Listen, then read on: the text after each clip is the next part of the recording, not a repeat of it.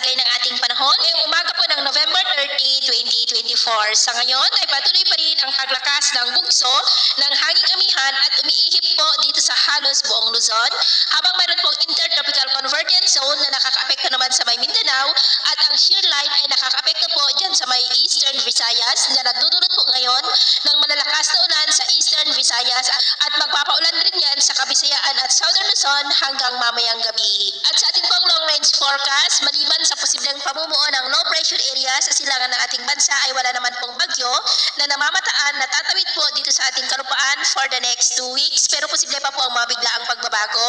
Kaya patuloy po tayong mag-antabay sa mga susunod po na updates. Lagay ng ating panahon ngayong madaling araw ay maayos naman ang panahon sa malaking bahagi ng ating bansa, pero may malalakas na ulan sa may Samar provinces, ilang bahagi ng Leyte, Masbate, at may mga isolated rains rin sa may Dinagat Island, Catanduanes, Sorsogon, Legazpi, Camarines provinces, ilang bahagi ng Bohol, Northern Cebu, Aklan, Capiz, Quezon, Palawan, Carapan at silangan ng Cagayan Valley. At mamaya ay sisikat pong araw sa malaking bahagi ng ating bansa, pero may malalakas pa rin na ulan sa Samar provinces, ilang bahagi ng Bicol region at cloudy skies with isolated rains rin sa ilang bahagi ng Sulu Archipelago, Zamboanga Peninsula, Carapan, ilang bahagi ng Calabarzon, Metro Manila, ilang bahagi po ng Cagayan Valley. At mamayang hapon, posible pa rin ang malalakas na ulan sa Bicol region, Samar provinces at may mga isolated rains rin sa ilan pang bahagi ng Visayas, Mindanao at ilang bahagi ng Northern Luzon. Kaya mag-ingat po tayo sa mga banta ng mga pagbaha